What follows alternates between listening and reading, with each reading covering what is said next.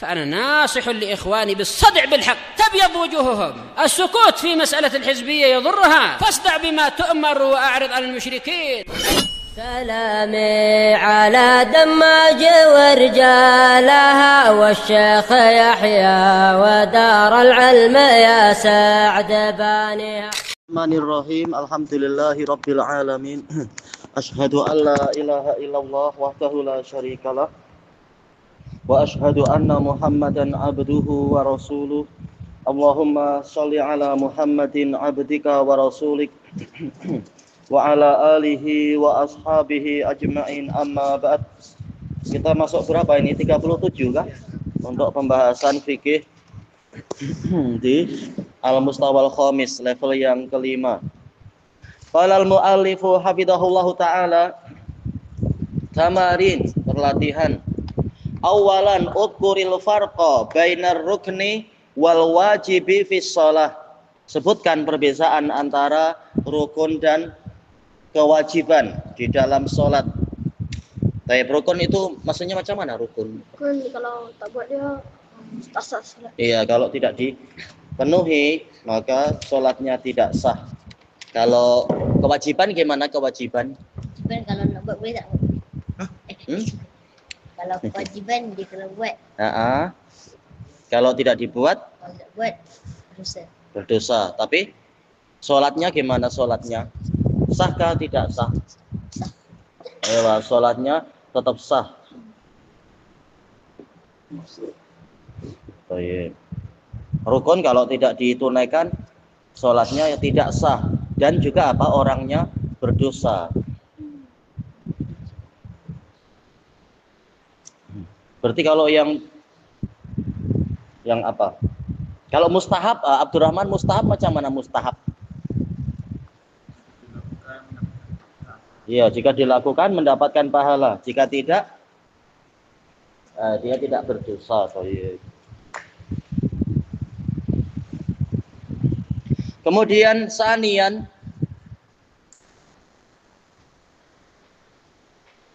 tapi sebenarnya sudah disebutkan beberapa perkara yang lain ya, yaitu ada rukun, ada wajib, ada yang mustahab, ada yang namanya syarat. Nah, Tayyib, kira-kira ada yang ingat tak? Naufal ingat, syarat itu harus dipenuhi di dalam sholat kah di luar sholat? Sebelum sholat kah di dalam sholat? Iya, sebelum sholat, yaitu di luar dan sebelum sholat. Tayyib. Kalau tidak dipenuhi, maka apa? Sholatnya tidak sah. Dan dia di luar sholat, dia di sebelum sholat harus dipenuhi.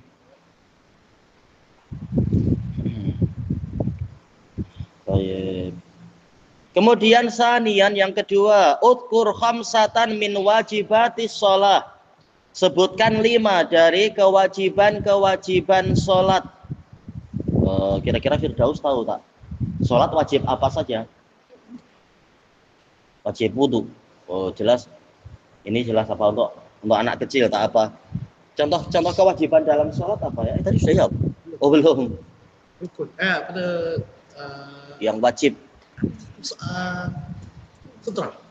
Iya, adanya sutra. Baik, kalau tidak ditunaikan sholatnya tetap sah. Cuma dikhawatirkan apa? Pahalanya terpotong kalau ada setan lewat dan sebagainya. Kalau yang disebutkan Firdaus tadi masalah wudhu, ya dia syarat, dipanggil syarat. Memang mirip wajib dia, cuma dia dikerjakan di luar sholat. Cuma kalau wajib tidak ditunaikan, dia berdosa dan dia sholatnya tetap sah.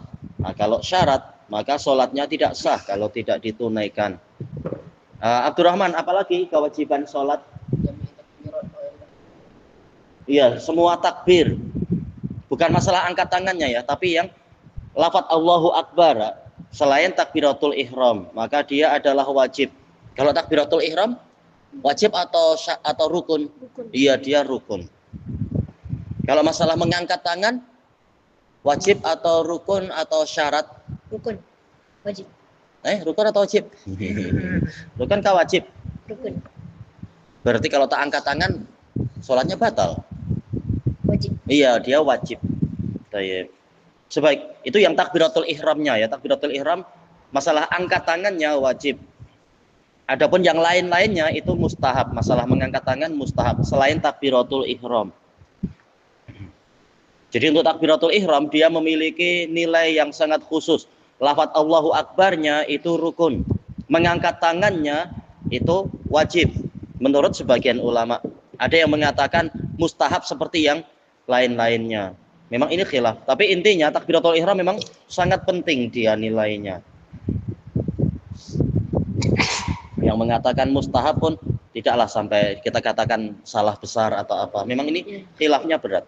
Untuk masalah takbiratul ihram, masalah mengangkat tangannya. Yarhamukallah. Baik. Apalagi kewajiban di dalam sholat, Abdurrahman? Iya, betul. Membaca Subhana Rabbiyal Azim, Subhana Rabbiyal A'la, dia wajib. Adapun masalah sampai 3 atau lebih, itu mustahab. Baik. Ada lagi tak? Ada lagi tak? Yang wajib. Apa? Iya, tasyahud awal. Tasyahud awal wajib. Tayyib. Kemudian sudah 5 belum ya? Sudah 5. Tayyib, sudah 5 misalkan. Yang salisan yang ketiga. Untuk khoton. Letakkan baris. Indonesia bilang garis. Tahtal ijabati sahihah, di bawah jawaban yang benar. Yang pertama, at-tasyahudul awal, rukun atau wajib? Kesimpulannya apa? Mukbil? Iya, wajib. Kemudian yang kedua, qiraatul Fatihah. Al-Fatihah rukun atau wajib? Kira-kira Firdaus tahu tak? Membaca Al-Fatihah rukun atau wajib? Istilahnya kalau tidak membaca Al-Fatihah sholatnya sah kah tidak sah? Iya, tidak sah. Berarti dipanggil apa?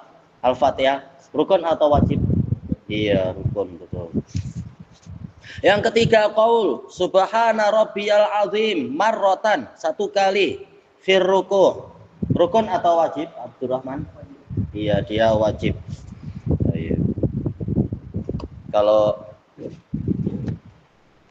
Kalau Syekhuna Al-Wusabi siapa Syekh kita, Syekh Zaid yang mengajar masalah fikih, menulis dalam kitab fikih, beliau mengatakan 3, wajibnya 3. Tapi yang betul adalah wajibnya 1. Memang ini khilaf. Syekh Mukbil pun merojihkan yang wajib hanyalah 1 di dalam kitab sifat sholat Syekh Mukbil itu. Jadi minimalnya 1, tidak sampai 3. Tapi kalau mau 3 itu bagus, 9 bagus, lebih banyak lebih bagus, sesuai dengan panjangnya berdirinya kita atau rukuknya kita. Mengikuti berdirinya biar sama panjang, makin banyak makin baik insya Allah, sesuai kadarnya. Yang keempat, at-ta'awudzu billah min arba', mohon perlindungan kepada Allah dari 4 perkara qabla salam, sebelum salam. Rukun atau wajib? Rukun. Kalau tak membaca itu batal salatnya? Wajib. Wajib. Ya, yang betul adalah wajib. Ulama ada yang mengatakan mustahab, tapi yang betul wajib, tidak sampai rukun tetapi. Karena ada perintah yang khusus menunjukkan hukum asalnya wajib, bukan hanya mustahab, tapi juga tidak sampai rukun. Kemudian yang yang kelima, ini tidak urut ya. Ar-ruku'. Ruku' itu rukun atau wajib? Rukun. Ketika ruku' ya rukun, betul. Kemudian yang keenam, as-sujud 'alal a'dha'is sab'ah, yaitu bersujud di atas 7 anggota badan. Rukun atau wajib? Iya, ini rukun. Sebagian mengatakan wajib. Memang ini khilafnya berat. Tapi yang betul minimalnya wajib. Yang mengatakan rukun itu lebih kuat lagi, bahwasanya Kalau tidak sujud di atas 7 anggota badan, sujudnya belum sah. Berarti yang betul bukan hanya sujudnya yang rukun, tetapi 7 anggota badan juga rukun. Barang siapa mengatakan wajib, ini pun pendapatnya tidaklah jauh dari kebenaran. Yang penting masih tetap apa? Bentuk sujud ya. Bukan malah mengapung di udara, tidak menempel di tanah. Yang mengatakan rukun itu lebih kuat. Karena kalau tidak begitu, maka gambaran sujudnya jadi berkurang. Yang ke-7, at-taslim, mengucapkan salam. Naufal, rukun atau wajib? Iya, rukun. Ini pendapat jumhur. Kalau Abu Hanifah bilang mustahab, tidak wajib, tidak rukun, bahkan mustahab saja mengatakan assalamualaikum. Tapi yang betul bukan wajib, bahkan lebih dari wajib, yaitu rukun. Yang yang ke-8, al-julus li tasyahudil akhir. Duduk untuk tasyahud akhir, ya, Muhammad. Duduk tasyahud akhir rukun atau wajib saja? Iya, rukun dia.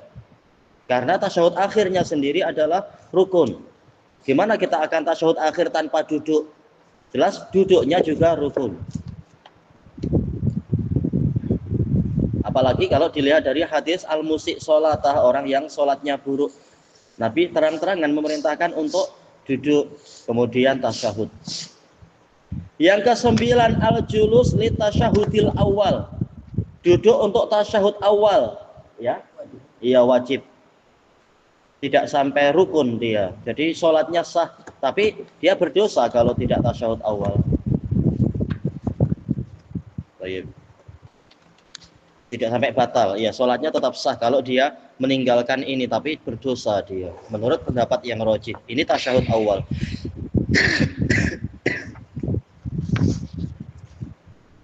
Kemudian masuk ke 38.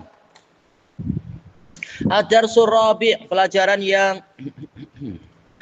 yang keempat, sunanus shalah, sunnah-sunnah di dalam sholat, yaitu yang mustahab maksudnya. Sunanus shalah hiya al-af'alul lati la tabtulus sholatu bitarkiha. Yang namanya sunnah-sunnah sholat maksudnya adalah perbuatan-perbuatan yang mana sholat tidak menjadi batal dengan sebab seseorang meninggalkannya. Amdan, baik secara sengaja, au sahwan, atau karena lupa. Iya, tidak sampai wajib, tidak sampai rukun, dia mustahab. Wa idza fa'alahal insan, jika seseorang mengerjakan dengan niat menjalankan ajaran Nabi, yu'jaru 'alaiha, dia diberi pahala dengan sebab itu. Alaiha, ini ala sababiyah, disebabkan oleh amalannya tadi. Fayambaghi lil muslim, maka semestinya seorang muslim ayyataniya biha, untuk memperhatikan masalah ini. Ini bahasa kita agak ringan ya, ya'tani, memberikan inayah, yaitu perhatian yang besar. Wala yatrukaha, tidak meninggalkannya. Tidak seperti orang-orang sufi ya, sunnah untuk ditinggalkan, bid'ah wajib dikerjakan. Ini terbolak-balik pemikirannya.